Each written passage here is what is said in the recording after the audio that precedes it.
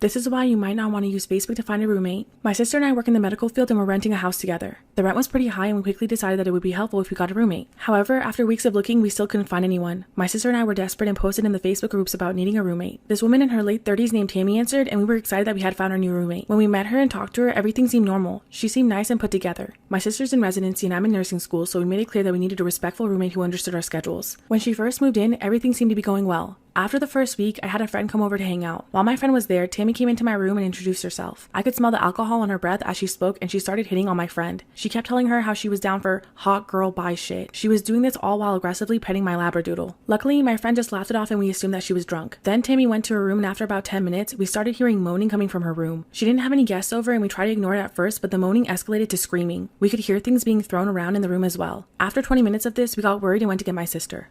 Part 2, why you might not want to use Facebook to find a roommate. My sister talked to Tammy and she apologized, saying she was just sleeping. About 2 weeks later, my sister stayed at her boyfriend's house and I was stuck with Tammy. I made myself dinner and I was eating, and that's when Tammy came downstairs. She was blasted drunk again and went to the stove. She started reheating my food, and that's when I asked her if she wanted some, but she said she was just stirring my food for me. After I ate my dinner, I went to look and she had taken all of it. Over time, I noticed she would eat our food without permission, even when I asked her not to. When I'd call her out on it, she would lie and say she didn't touch my food. We used to keep our liquor in the kitchen, but she started drinking from the bottles and we had to move them to our rooms. She would go into my room because I had a bottle of liquor and she drank it, then fill it up with water. However, it was easy to tell because it was whiskey. One night I was studying for one of my exams and I hear loud screaming. I assumed it was coming from her room, but when I opened my door, I realized it was coming from outside. I went downstairs and saw her laying on the floor of the backyard, screaming her head off. I told her that she was being loud and the neighbors would call the cops. She got up and apologized and then went to her room. However, she repeated this again a couple days later. Just when I thought it couldn't get any worse, it did. Part 3 of why you might not want to use Facebook to find a roommate. A week after she started screaming in the backyard, my sister and I decided that we needed to get her out. We had a house meeting and told Tammy that she has a month to move out. At first, she was crying and upset, acting like she didn't know what she did wrong, but then she accepted it. However, the last month with her was the worst month of my life. I was concluding the semester at nursing school and it was about to be finals. She started eating me and my sister's packed lunches out of our lunch boxes. She also started breaking dishes on purpose, leaving the glass where our corgi and labradoodle would play. When I confronted her about it, she blew it off, saying that it was an accident and hadn't gone around to cleaning it. One night, she sat me and my sister down, threatening to sue us because we were trying to get rid of her during COVID. My sister wasn't having it and told her to get her lawyer. I installed 7 cameras in the house because I couldn't trust her while we weren't there and I was worried for our dogs. She would put her cigarette butts and ashes in our dog's food bowl, so I knew I needed to watch her. Whenever I checked the cameras, she was always up to something like eating our food, looking through our things, and going into our bedrooms when we weren't around. The craziest part of all of this is when she finally moved out and we saw her room. It was a complete mess. There was menstrual blood all over the carpet, scratches on the wall, and she left a painting that she had done of our house burning while she walked away. Taking custody of my sister's 3 kids back in 2018 after she left them alone for 2 weeks to go on a drug bender. It was a huge transition for the kiddos because not only did they have to switch schools and daycares, but they also wouldn't be able to see their mother anymore. I've adopted the kids and have full custody of them. They're doing better now and leading happier lives. Recently though, my sister was released from prison and wants to see them. She called me begging to have a visit with them and telling me that I could give them back now because she was out of prison. I've had a talk with the 9-year-old and he says he doesn't want to see his mom yet. He told me that he still hates her for leaving him alone. The girls have no memories of her. The smallest was only 3 months old the last time she saw her. I feel like I could have helped them foster a better relationship with their mom, but I don't want to force them to meet her if they don't want to. My close family has told me that the oldest doesn't know what he's talking about, and it's my fault the little ones don't remember their mother because I didn't take them to see her when she was in prison. They also told me that it's my responsibility to force them to meet her even when they don't want to because it's what's best for them and they shouldn't grow up without their mother. I've spoken to a professional about this and they said it should be up to the kids. Am I being a jerk to my sister by not letting her kids see her if they don't want to?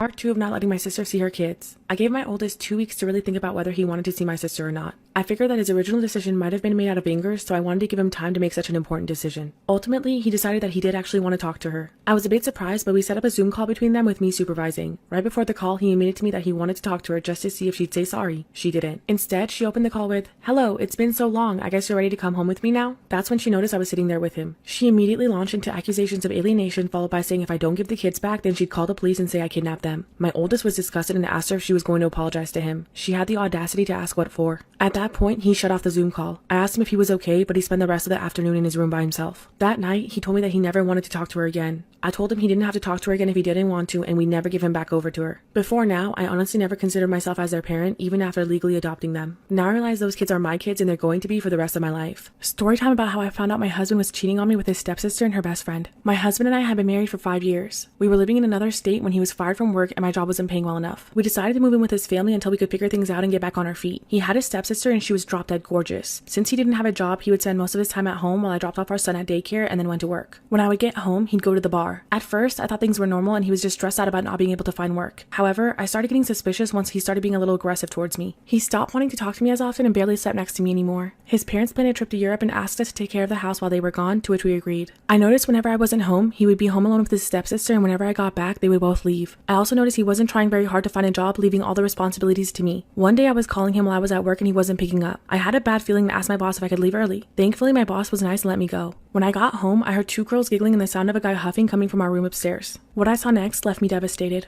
Part 2 of how I found out my husband was cheating on me with his stepsister and her best friend. When I came home and heard the sounds coming from our room upstairs, my blood was rushing through my body. I quietly went up the stairs and found my husband screwing his stepsister and her best friend at the same time. I was so devastated and heartbroken. I didn't know what to do, so I quickly rushed out of the house and went back to work. When I didn't return home that night, my husband called me asking why I was late and started accusing me of cheating. That's when I realized that none of them had seen me earlier and decided to get back at him. Earlier that day when I returned to work, my boss asked me if I was okay because he noticed my eyes were red from crying. I broke down, and you know how the saying goes, a shoulder to cry on becomes a deed to ride on. When I told him what I saw, he told me to file for divorce and make him pay for the nasty deed. He also told me that he'd be by my side and would take care of everything, including a place for me and my son to stay. I went home that night like nothing was wrong and acted like things were okay. The next day came and I went home early again to catch him in the act. This time I recorded footage of him cheating for evidence. In the end, I got a divorce, money, and full custody of my son. Now I'm married to my boss, living in a big house with someone who deeply loves and respects me.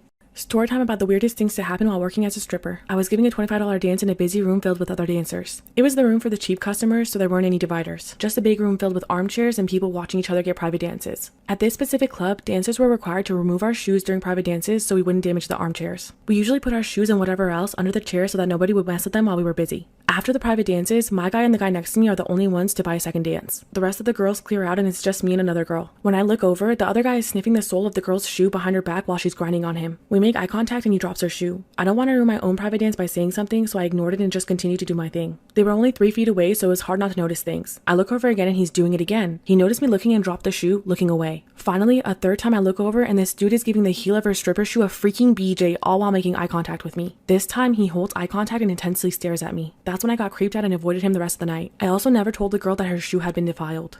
Part 2 of the weirdest things to happen while working as a stripper. One night, there was an older gentleman around 55 years old buying lots of double dances. He was tipping generously and even buying everyone in the bar a round of drinks at some point. It was around 1 in the morning when this large, curly, red-haired lady smashes down onto the push-and-door lever as hard as humanly possible. Every patron in the club turned and looked at the door. She stood there in all her glory with a red fried perm, mom jeans, and thick frame glasses. I could instantly tell that she was seething with anger. She was on a mission and stormed towards the back of the club where the VIP rooms were, all while shouting, "Derek! Derek, where the F are you?" The bouncer immediately notices and runs towards the back, trying to stop her from causing any problems. However, it was too late. She swings the VIP room door open and sees him in there with 2 girls getting a double dance. She immediately grabs him by the arm and starts yanking him towards the door, all while smacking him repeatedly. She pulls him out into the parking lot and then into her car. That was the last we ever saw of generous old Derek. Am I the asshole for not having my stepdaughter in the family photo? I, 32 female, and my husband Jack, 36 male, have 3 kids together. Lydia, 5, Carol, 2, Solomon, 8. Jack has an Ephraim, 8 female from a different marriage. It's our last week of summer before the kids start school, so we decided to rent a lovely little beach cottage for the week. It's a common theme in my family to take Christmas card photos while on vacation, so naturally I wanted to take the photos while we were away. Here's a problem. Jack is white, but Ephraim's mom is black and she turned out looking very much like her. I don't care what race she is, but my parents, however, are pretty racist. I have limited contact with them for several reasons, so they've never met Ephraim, but we're on Christmas card terms. I don't want to send them a card that Ephraim is on because they will make a fuss about the certain word with the hard R, child.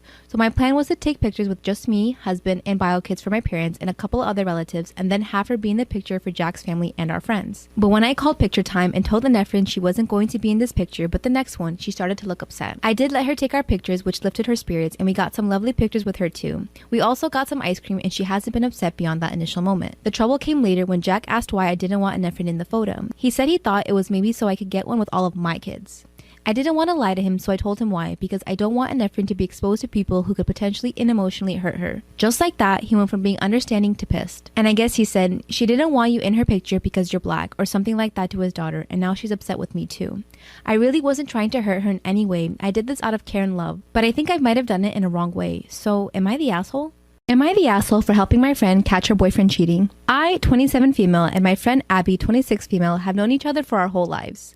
Abby and her boyfriend Tony, 29 male, have been together for 3 years. Everything seemed to be going well between them, but over the last few months, things have started to go downhill. Abby has been telling me for months now that she is certain Tony has been cheating on her. However, she has no evidence, she just has a gut feeling that won't go away. After stressing out over it for months, she finally decided that she had to catch him in the act. A month ago, Abby came over to my house and told me that she had a huge favor to ask me. She told me that she knew I was Tony's type and he would go bonkers if I were to hit on him. She told me that she wanted me to accidentally bump into him at different places that he would go to. She would tell me in advance where he would be and what time he would be there. She then told me to gradually become more flirty over text and call in order to make it appear more real.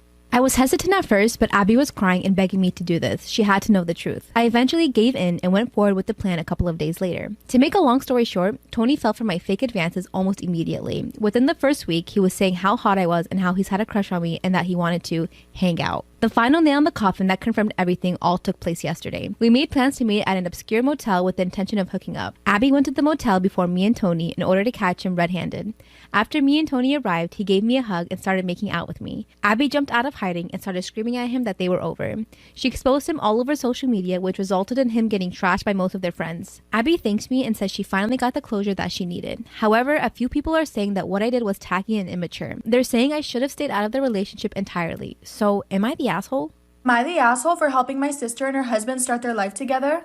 My little sister recently got married. She asked me to help make the beginning of their lives easier, and I agreed. We bought them a house, paid off their student loans, and gave them money to put away. At the time, my wife had no problem with it. But my sister and I had a dispute which caused my sister to call her a leech who thinks my brother's money is hers.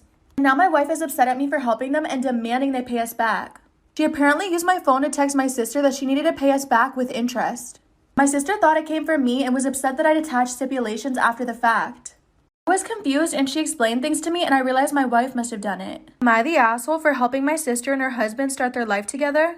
I don't understand why my wife is upset. So I told my wife that I can't just ask my sister to pay me back when she doesn't have the money to. She says my sister could make it the way we did. I told her that was unreasonable and she said what's unreasonable is you spending hundreds of thousands on your sister. I reminded her that we paid for her mother's hip, her brother's cancer treatment, and her father's hospital bill after a stroke. She said that's different and I need to get my priorities straight and drop them. While I agree, I feel obligated to help friends and family who aren't as fortunate as me. Am I the asshole for buying my girlfriend fake perfume? I've dated my girlfriend for a little under a year now. I've come to love her a lot and my love language is gift giving. She's always been the type of girl that's just not hard to love. Guys always approach her and understandably. She could easily be anyone's dream girl. Everything about her is feminine down to her hands and how she comforts me or makes me food. She has an expensive look to her but does all her self-care herself and is amazingly cost efficient about it. Most of the guys that approach her are trust fund babies.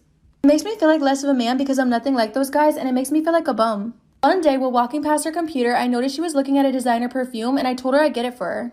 She's very adamant that she doesn't want me to get it for her. Am I the asshole for buying my girlfriend fake perfume? I look into it and the perfume is $300. WTF. I don't see the point in that, but my pride would be hurt if I went back on my word, so I find a fake on eBay for much cheaper. She sprays it and she has a blank expression. I ask what's wrong and she gives me a hug and a kiss on the cheek thanking me. I don't know why, but it made me feel like shit. I was expecting a bigger reaction. I keep pushing and she tells me she loves the idea, but it's obviously fake. I felt this was extremely ungrateful and I called her a brat for even caring if it was fake or not. I said she was materialistic by literally just looking at it and smelling it and thinking it was fake. She said it's dumb that I made a big show about getting it for her if I was just going to do this. My husband and I, both in our early 30s, have been together for over a decade and made the decision not to have kids. I like kids, I have nieces and nephews, but we just don't want them for our own reasons. He had a vasectomy, which only a few people know about. Our families are aware we don't want kids as they've asked us before during different major life events. Our wedding, for instance. We recently bought a 3-bedroom home with a nice yard in a nice area. Excited to show our new home to family and friends, major upgrade from our previous home, we hosted a housewarming. During the party, one of my sibling-in-laws, Alex, made a few indirect comments about all the space and how kids would love it in our house. Eventually, they asked point blank when we were having kids. I made a lighthearted joke about it, which is my go-to for this question. Oh, well, I like sushi too much to have to give it up for pregnancy. Plus, not drinking for pregnancy and breastfeeding? No thanks. I try to make it very lighthearted and laugh it off. Most people just laughed along. That seemed to anger Alex and I was told, children are a joy and a good mother puts her kids before everything else. I agreed. Children are a joy. I like spending time with my nieces and nephews, and obviously I can't be a good mom if I chose sushi over kids, so I just won't be a mom. I was still trying to brush it off in a gentle way because I'm not trying to start a fight by telling them to stop asking in front of everyone because I know my tone will be seen as rude and abrasive. We move on, but Alex is still annoyed and making little comments in their group about how flippant I am about it and how when it finally happens, then I'll understand. My husband heard this and said jokingly, well, if she gets pregnant, that'll be a problem for the divorce lawyers. That seemed to piss them off more, but they stopped. With the holidays coming up, we haven't been invited to Alex's usual Halloween bonfire. When my husband spoke to his parents, they told him that Alex was annoyed that we were so careless and callous about our child-free status. They had realized that we had taken permanent steps to ensure we never had kids. Alex said we know that they had to do IF treatments just to have kids and that we're assholes to just not care. I feel bad because they did do IF and lots of fertility treatments to have their kids, and even then they still had a few miscarriages. I can't imagine wanting kids and struggling to have them and then deal with miscarriages. But at the same time, I'm so tired of justifying and living my life how I want to. I guess I hurt their feelings by saying that I prefer sushi to children. Am I the asshole for saying that? I'm 20 and recently found out that I'm pregnant, which came as a surprise because I'm on birth control. I made an appointment with an OB that's close to me with high ratings to confirm the pregnancy. When I walked in, I was immediately concerned because the woman behind the desk is a friend of my mom's. They're not super close and I hadn't seen her in years, but they've known each other since high school and I know that they sort of keep in touch. I didn't feel ready to tell anyone other than my boyfriend and obviously the doctor about the baby. I was freaking out a little, but my boyfriend assured me that she wouldn't be able to say anything to my mom about the baby without my consent. When I got home, my mom was already waiting for me because she already knew about the baby. Apparently her friend had texted to congratulate her before I could even make it home. Everything's gonna be okay, my mom is being super supportive, but honestly, I'm pissed at this lady and I want to report her to the OB. My family is supportive of the baby, but if she had opened her big mouth to someone with a different kind of family, the outcome could have been really bad. My boyfriend agrees with me, but thinks it's kind of Karen-ish. On the other hand, my mom thinks her friend crossed a few lines, but to report her and potentially put her employment at risk would be petty and an asshole move. I think my mom's friend is an asshole and potentially dangerous one at that. Would I be the asshole for reporting her big mouth to her employer? Am I the asshole for buying my cousin's dream car to prove a point? I, 26-year-old female, work a corporate job at a major fast food chain. I won't say the exact title, but I don't work at an office and spend most of my time visiting and coaching stores and associates. Because of this, my family seems to be under the impression that my job is a loser job, despite me making well over $150,000 a year. I think this perception is exasperated by the fact that I'm a frugal person who doesn't tend to surround myself with expensive things. My cousin, 34-year-old male, is a physics professor at a nearby state university and has done very little to hide the fact that he looks down on my job. From what I understand, we make similar money, but he's still paying off his doctorate degree. I didn't go to college. He has a much bigger house and mortgage and 2 kids. I'm child-free, meaning I have much more disposable income than him. For nearly 2 years, he's been talking about how he really wants a Tesla Model X and how he's slowly saving money for it. He'll joke about how much he wants it by describing how he sees it in his dreams in exquisite detail. Well, several months back while we were at my aunt's birthday party, my cousin made yet another backhanded joke about when I get a real job and make real money, and it was like the straw that broke the camel's back. I was so beyond done. I went back home immediately after the party and ordered a Tesla Model X for myself, exactly to the specifications he has described. So a couple of weeks ago, I picked up my car and brought it home. I didn't tell a single soul in my family I bought it. But yesterday, I had plans to pick up my cousin's older son to babysit, and I knew it was finally time. I rolled up to my cousin's house in my shiny new Tesla that I washed and polished just that morning specifically for this meetup. Needless to say, cousin was pissed. He asked me all about it with strained enthusiasm and got visibly more angry the more he noticed it was just like the one he wanted.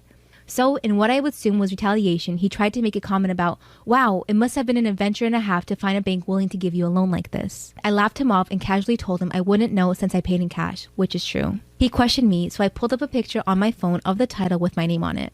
I think that was what broke him because he quickly ended the conversation and went back inside. But now I've been getting messages from his siblings saying how I'm a petty bitch. Even my mom said that she thought he was an ass, but I shouldn't have escalated just because I could. And while I adore my new car, getting back at my cousin wasn't as satisfying as I thought I'd be. So I'm really beginning to wonder if I am the asshole here. Am I the asshole for waxing my 5-year-old daughter's unibrow? So my 5-year-old has a pretty thick, dark unibrow that is very noticeable. Because of COVID, her preschool was online, therefore she was never bullied for having it. However, this past summer, her cousins came over to visit and many of them teased her for her unibrow. They'd call her countless names, and at just 5 years old, my daughter already thinks she is ugly.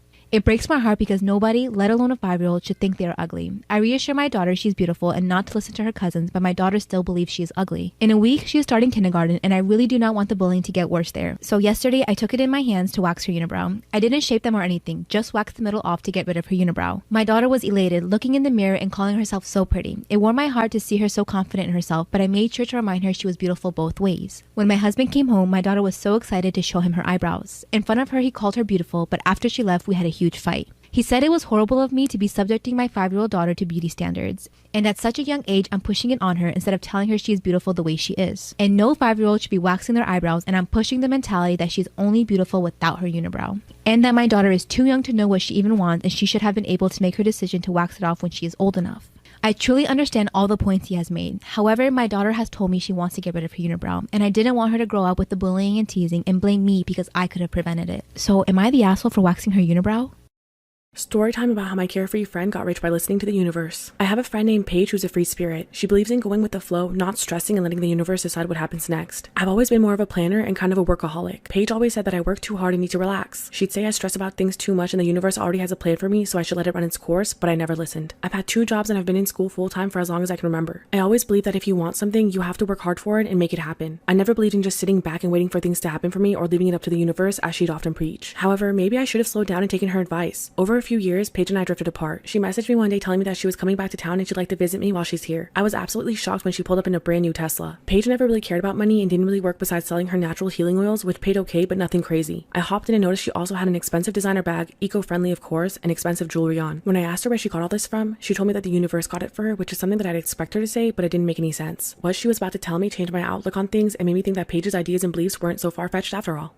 Part 2 about how my carefree friend got rich by listening to the universe. Paige told me how she always knew things would work out and the universe would take care of her if she did her part. She told me she got all of this money by being nice to the earth and catering to Mother Nature, which still made absolutely no sense to me. It sounded good, but I knew that the money didn't just fall into her lap from the sky for being nice to the planet and believing that the universe would take care of her. Upon further questioning, she finally explained that the universe told her to invest half of her money into something she believed in and donate the other half. She said she had been putting half of her money into solar power and eco-friendly stocks and donating the other half to environmental activists over the years. Paige believed that since she was doing her part to care for the planet was caring for her back. Well, it turns out that the stocks that she invested in for years blew up. She made enough money to live comfortably for the rest of her life. To be honest, I was in complete shock. I always thought her carefree attitude and laid-back lifestyle wouldn't get her too far, but I turned out to be completely wrong. She ended up doing way better than me, all while working and stressing a lot less. Since then, I've taken a page from Paige's book. I worry a lot less about the little things and try to enjoy my life with her same stress-free attitude. Maybe with this way of thinking, the universe will look out for me next. Or maybe she just got lucky. Storytime about how half of my coworkers got fired after management found our hidden break room. I used to work for a department store a few years back. One day one of my coworkers pointed out a door in the back room, hidden off in the corner, and asked if anyone knows what's back there. Feeling adventurous, we asked the shift lead we were cool with to come with us and unlock it. It led to what appeared to be an electrical room, and behind that there was another door that led to a huge storage area that no one knew about. The storage room had old dusty promotional displays from 10 years ago and other random items that looked ancient, leading us to believe that no one had been back there in quite some time. The 3 of us started sneaking off and taking our breaks in the storage room, slowly inviting coworkers we trusted to come hang out. We ended up making it our secret break room that only some of us knew about. However, the secret didn't last long. Rumors of a secret hangout spot started traveling around the back room pretty quickly. Slowly but surely, more and more of our coworkers started frequenting our secret hangout spot. One night, a few of the guys snuck in a bottle of alcohol and it turned into a 10-minute break of passing the bottle around while the song Shots played on someone's iPhone. There were also rumors about the overnight shift finding the secret break room and sneaking in to do the nasty.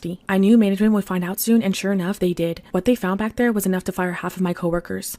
Part 2 about how half my coworkers got fired after management found our hidden break room. With word traveling fast about the crazy things going on in the secret break room, I knew it was also a matter of time before management heard about the rumors being spread. I decided to stop taking my breaks in there with the others because I had a feeling that we were about to get raided. For a few weeks, it was fine, and I kept hearing more and more stories about what was going on in the hidden room, especially during the overnight shifts. It was being used as a spot to hang out, drink on the job with friends, sleep during your break, and apparently sleep with others while at work as well. As I predicted, management heard about the craziness and decided to pop in at peak hidden break room hours one day, which led to a lot of people getting fired. Apparently, they went in and found coworkers doing party drugs and of course fired them on the spot. This led to a drug test for everyone on shift, which some of my coworkers failed. I guess word didn't get to the overnight shift, or they just didn't care, because management popped in again at the dead of night and found another guy sound asleep in there, complete with a pillow and blanket from the store. All the firings led to us being super short staffed right in time for peak season. OGs that are still working at the store years later tell the tale about the secret break room to all the newbies to this day. Most of them think it's just an old wives' tale, but the old timers like me know it's a fact and a classic store legend.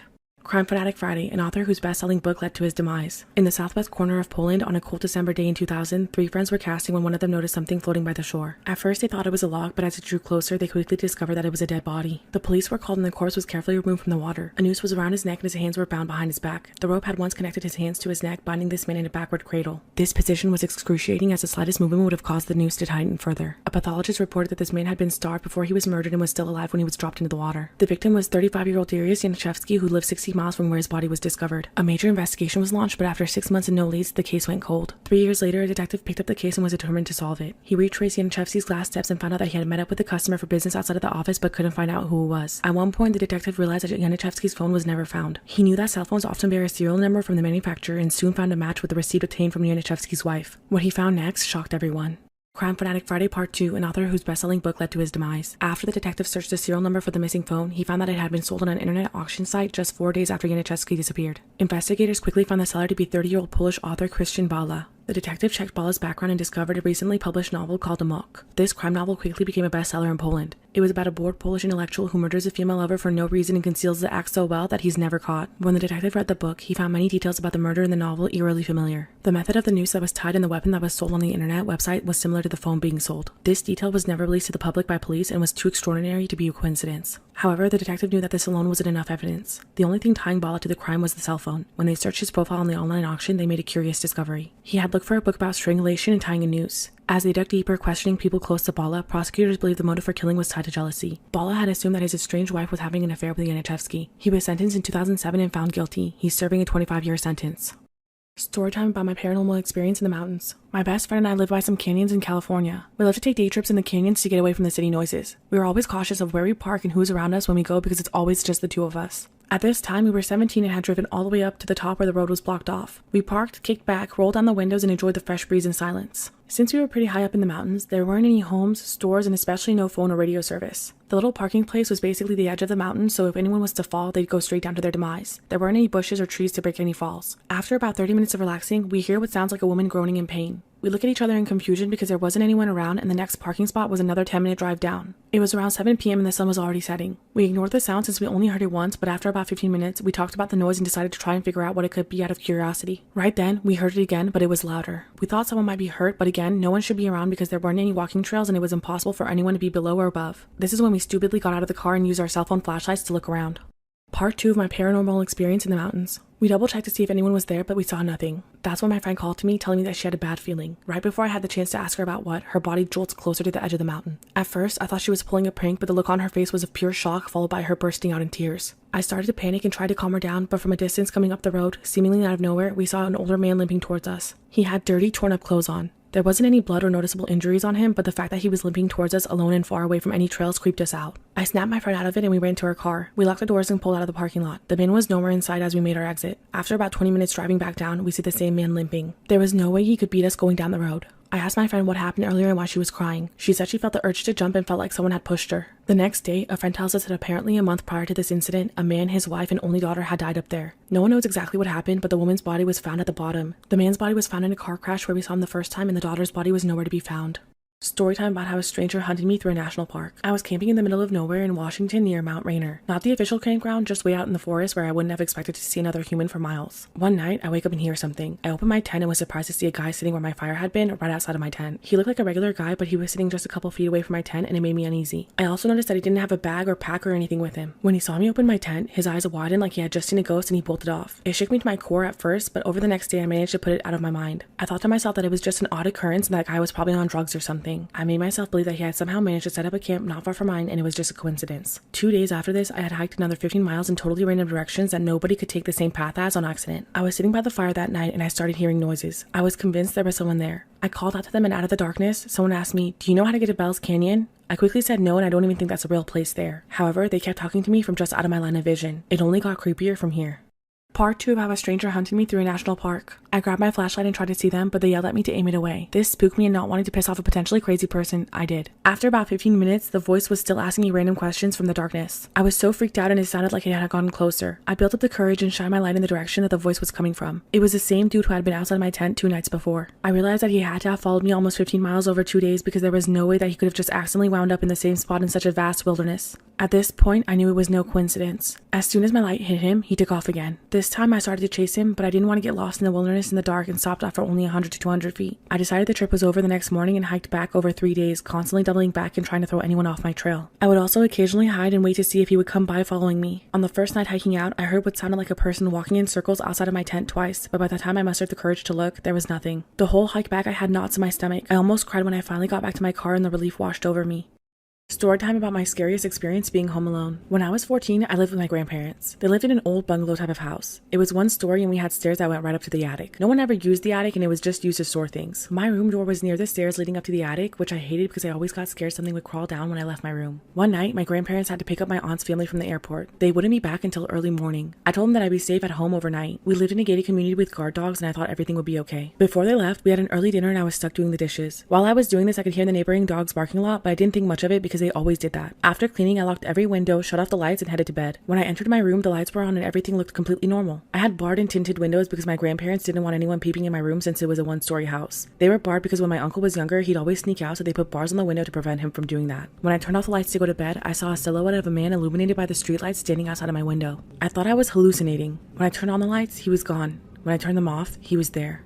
Part 2 of my scariest experience when I was home alone. When I turned the lights on and off the third time, the man's figure wasn't there either time. I sighed in relief and thought my mind was just playing tricks on me or that something was casting a shadow. I double locked my door to be safe with one on the doorknob and one of those latch-type locks. I tucked myself in bed and tried to fall asleep even though the dogs were still barking outside. When I was finally falling asleep, I heard something above me moving, something in the attic. I pushed the thought down and hugged my pillow, telling myself it was just rats. My heart sank when I heard someone hurriedly go down the stairs and stop at the bottom. I covered myself with a blanket and waited, wishing my grandparents had given me a phone for a time like this. Suddenly, I heard my doorknob being gently fiddled. I wanted to vomit when I heard a click followed by a quiet turn of the knob. It turned, but it didn't budge. When they noticed, they tried to push it. I finally stood up and softly pushed my body against the door, locking everything up again. I didn't want to make a sound. I don't know why they stopped, but they did. Then I heard footsteps go up the stairs as I sat there. I saw something move in the corner of my eye, and there outside of my window was the shadow. I forced my eyes closed and ignored it until I fell asleep. All I remember is the next day I was having breakfast with my family. I brought it up to my grandparents, but they scoffed that it was probably rats. I never brought it up again, but the attic window had been opened. This is why you never truly know someone. When I was 10 years old, I met my best friend. We were pretty much inseparable. All throughout school, we were always by each other's side. Our last names both started with J, so we had almost every class together. He was a smart kid and a model student. However, his home life wasn't the best. He also had ADHD and was bipolar. My family was like a second family to him. As we grew into adults, our views differed on what we wanted to do with our lives. He had his first child when he was 18 and split up with the child's mom, so the thought of college never sat well with him. He worked a 9-to-5 job instead to support himself. By 21, he met another woman and had a child with her. This time he was doing good. He stayed with her and was taking care of both of his children. I was really proud of him for stepping up and getting his life together. Suddenly, something inside him flipped like a switch. He randomly up and left that woman and moved to another state. I hadn't spoken to him for 2 months after he did this. One late night, I was woken up by a phone call from his mother saying that he was in jail. I asked what for and she told me that he raped a 15-year-old girl. He was caught and sent to jail. He was serving 2 years behind bars only because there were texts from that girl saying that she was 18 years old. 2.5 years went by when he finally got out. I told him he could stay with me until he was back on his feet, but he refused. Then things took a dark turn.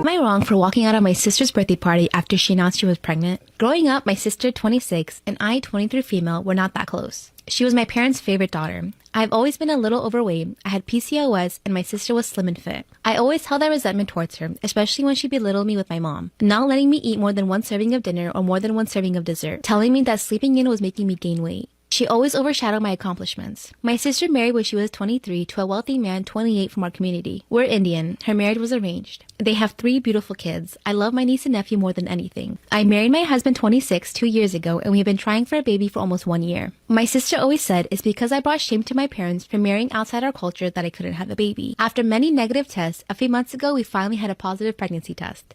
Unfortunately, when I was 4 months, I had a miscarriage. I was devastated. I couldn't believe what was going on. 2 months after our tragedy, my family threw my sister a birthday party. There, she and her husband announced they were pregnant.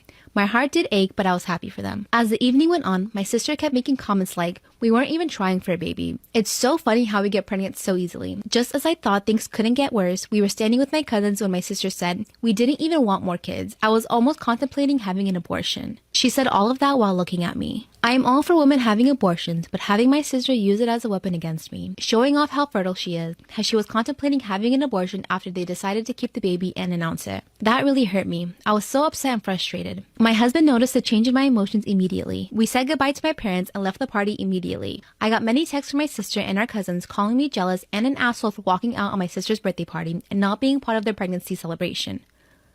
What? My husband and our friends say that I had all the right to feel the way I did, but I'm not sure. So, am I the asshole? No, your sister is literally the worst person in this earth. She is so jealous of you. It's so clear and obvious for some reason that, like, she's so bitter in her own life that she just has to shove it all down your throat.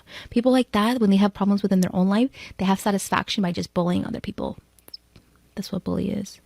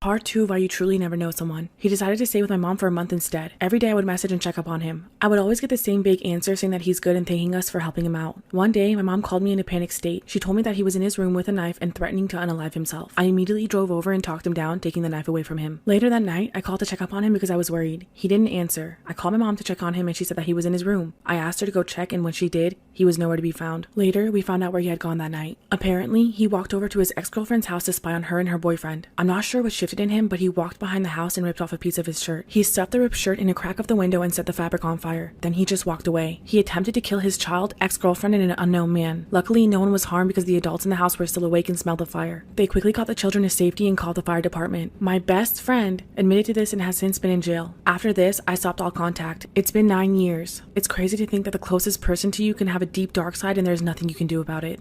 Crime Fanatic Friday, how bullying led to a young girl's murder. Rena Verk was a 14-year-old girl who came from an Indian background and desperately wanted to be accepted amongst her peers. She felt restricted by the rules of her family's faith as Jehovah's Witnesses. Due to peer pressure, she began to rebel. She started smoking and in 1996 falsely reported her father of sexual molestation in hopes of being moved into a foster home for more freedom. As a result, she was moved from her family's home into the care of the state for several months. The charges were later dropped and she returned home. One evening on a Friday in November of 1997, Rena was invited to a party by her friend near a bridge. Shortly after this, Rena was swarmed with a group later known as the Shoreline Six. A rumor had broken out about Rena trying to steal one of the girl's boyfriends. That specific girl confronted Rena and put out a cigarette on her forehead while 7 to 8 others watched. They cornered her and repeatedly hit, punched, and kicked her. Rena cried out in pain and said that she was sorry repeatedly. Finally, one of the girls told the others to stop and the first beating ended. Rena staggered across the bridge toward her home. However, a couple members of the group followed her. Kelly Ellard, who was 15 at the time, and Warren Glowatsky, who was 16. They forced Rena to remove her shoes and jacket and started beating on her a second time.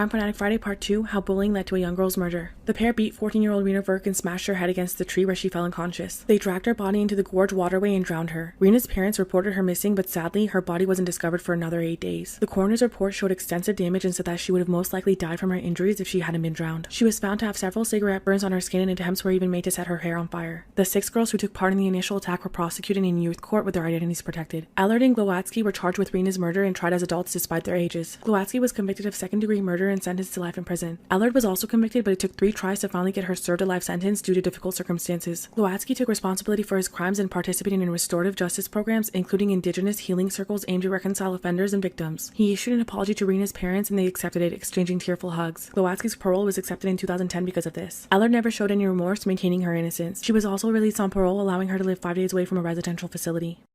Storytime about a catfish that went way too far. My coworker Ron was always looking for girls way above his league on dating apps and social media. If the girl didn't look like a supermodel, he wasn't interested. He would always complain that the girls he liked would never respond. To make matters worse, Ron isn't the best looking guy in the world and he'd been out of the dating scene for a few years. We told him to lower his standards and be more realistic, but he wouldn't budge. One of my other coworkers named Jason decided to give him what he wanted and made a fake Facebook profile pretending to be a beautiful girl named Bella. He set her location to Canada and messaged Ron. Ron took the bait and they began messaging back and forth for months. He would always talk about Bella and how he couldn't wait to go to Canada to meet her. He was looking at plane tickets and talking about how he's been saving up for this trip. I was starting to think that this joke was going too far, but I hadn't seen anything yet. Ron came to work one day distraught and said that Bella had gotten into a terrible car accident and is in a coma that she wasn't expected to come out of. He said Bella's sister messaged him last night and told him the news. I figured Jason must have gotten bored of catfishing Ron and this was his way of killing Bella off and being done with it. Little did I know that Jason had no intention of stopping anytime soon and this was just the beginning. Part 2 about a catfish that went way too far. Ron was sad for weeks about the news of Bella being in a coma, but said that Bella's sister had been cheering him up. One day, Ron came in and told me that he's developed feelings for Bella's sister and they've been talking every day since the accident. I couldn't believe that Jason was still catfishing this man, now as a whole new character. Ron was happy again and falling for Bella's sister and was now talking about going to Canada to visit her instead. About a month later, Ron came into work frazzled. He explained to me that Bella had miraculously come out of her coma, which was great, but he had since moved forward with her sister. He said that Bella found out they had been talking every day while she was in a coma. He further explained that the sisters are now fighting over him and he doesn't know what to do. Just then, Ron looked at his phone and turned as pale as a ghost. Bella's sister made a public post on Facebook with Ron tagged that read, "You think your boyfriend is so good? Look what he sent me when you were in a coma," with private photos of Ron attached. This whole thing had already gone too far, but this was just taking it to another level. I finally spilled the beans and told him that it was Jason from electronics the whole time. Ron ran over there enraged and confronted Jason. They ended up fighting in the parking lot that same day, but somehow they're still friends and laugh about it now.